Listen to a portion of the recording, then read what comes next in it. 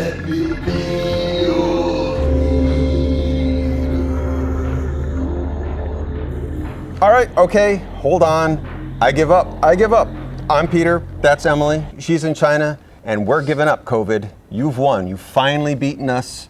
It's been 3 years almost since the beginning, and we've evaded it. I feel like I've been evaded like since the 80s. I grew up on like zombie movies and things were trying to escape the pandemic. Like I had to move all the way to China, and here we are on a roof in the middle of a city, if you're in the West, you've never heard of.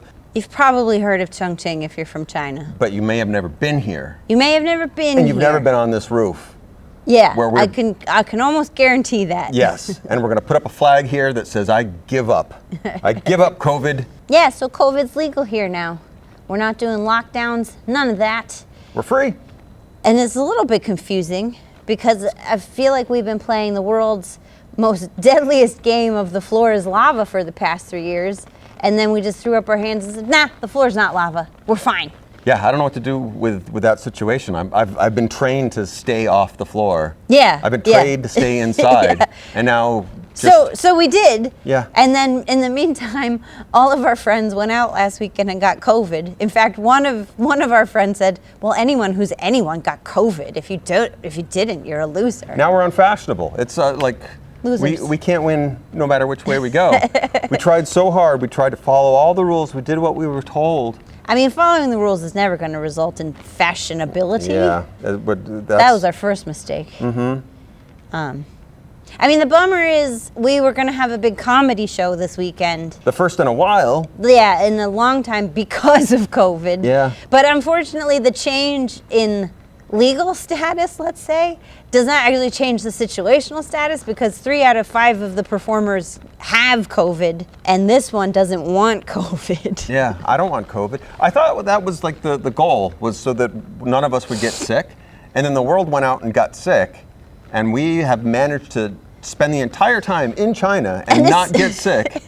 And then now here we are on the precipice, the end of the world, sitting on the ledge, going like, well, you better get the COVID now or else you're just a flat-out loser. The stupidest game of peer pressure. I know. Like, I'm not getting anything out of this other than I'm going to have a cold. Yeah. And I'm not whining oh, I don't want to get sick. No, I don't want to get sick. Fuck you. I'm not taking this guy to the hospital anymore. Son of a bitch, I'm sick and tired of it. I'm sick of sick.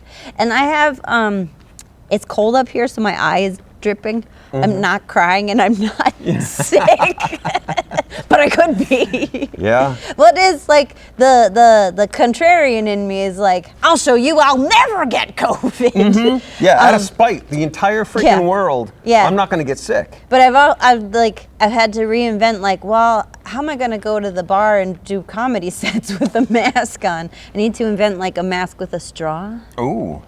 Yeah. Or some kind of like fishbowl helmet, just pour the drinks in. Mm-hmm. This sounds like a different kind of torture. Yeah, it's not practical. Let's just face that right off the bat. It's not practical. Nothing is practical. The bottom line is this whole situation for the past few years has just not been good for comedy, which is the only important thing that we were trying to really work through here. How do you start a Western comedy group in English in China? Yeah. When everyone keeps getting some kind of pandemic. This is inconvenient already. It's terribly inconvenient. On, I wish somebody would do something about this. The governments have failed us on every move that we possibly.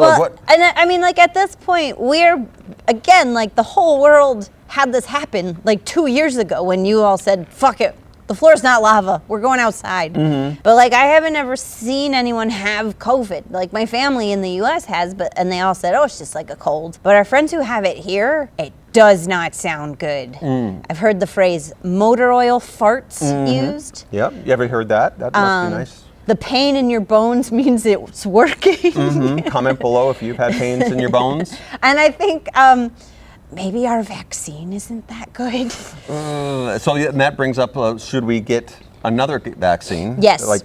Yes, we should. That's the answer is yes. Well, Emily in China is pro vaccination. But when do we get it though? Now I don't want to leave the house right away.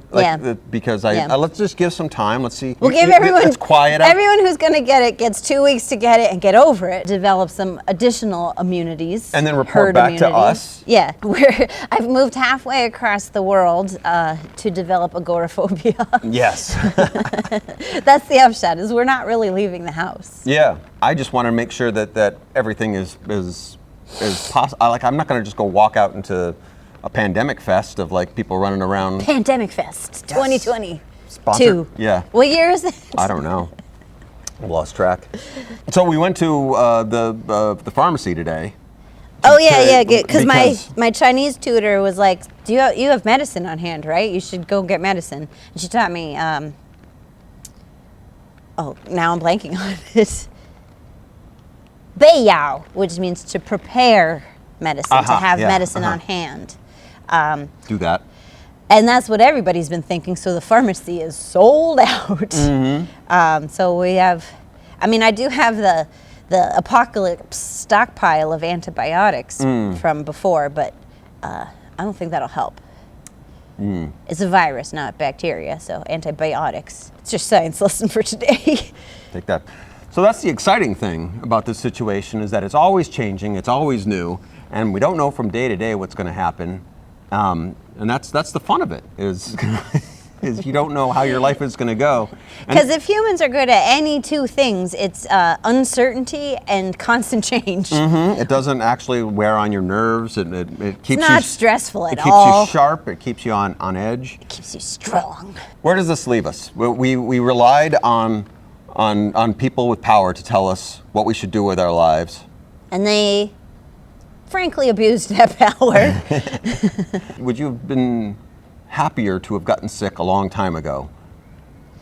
I don't know, because a big factor in my leaving the kindergarten job is that I was getting colds from the kids all the time. So even if COVID is just a cold, like, that's not pleasant. And since I teach adults, and now since I teach online, I get sick like never, which is glorious. Knock on wood. Knock on wood.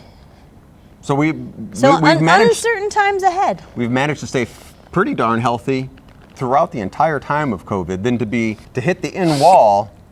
Yeah. And not to say that this is the end, but like. Nice knowing ya. See ya. Just keep your eyes open, I guess. Every man for themselves. If it's going to be the end, like, let's go out in some kind of big, spectacular 𝗵𝗂 extravaganza. 𝗵𝗂. Yeah. All the young dudes. All of them. And how would you like to say sayonara to the whole human race as you die of COVID? So I've got a pitch. I've got a movie pitch. Okay. So we have a person or a group of people going through some body changes, and they're convinced it's like this is their Spider-Man moment. They're developing superpowers, but what they really have is COVID psychosis and I guess I just pitched a zombie movie. Crap. Those have been done, a couple of them. But they're popular. Is this like a body horror type of? Are their bodies actually going to change and mutate, or is this a gory zombie, or is this dead, or is it just dead-eyed? I think it's more psychological, mostly because I don't like gore. I don't like gross. So this is like allegory, like that we're in an office and you realize your life is a dead-end space, and so you want to find adventure in the world. Yeah, and you're excited initially, and you convince yourself these changes are positive, but really it means you're dying. Yeah. What if we put a spin on that? Contact my agent. Some kind of like last little spin on it, like. Maybe what the Chongqing twist is: spicy food protects you. Yes. So everyone who can eat Chongqing is largely untouched, and they figure out it's the spice. Yeah. And everybody in the world has to learn how to eat spicy food. That totally ties in. That's why we spent all this time. We moved all the way to China. We moved all the way to Chongqing. We didn't know it, but deep in our souls, from the beginning, we knew we had to move to China. We had to get the spice in us. To get the spiciest zombie movie. And to save the world. On the planet. And to save the world. We moved to Chongqing to save the world. This was a plan 12 years ago. You're welcome. Yeah. Tune in next time when you're going to subscribe to our show and hit the like button and eat some spice and comment to other people. Tell them.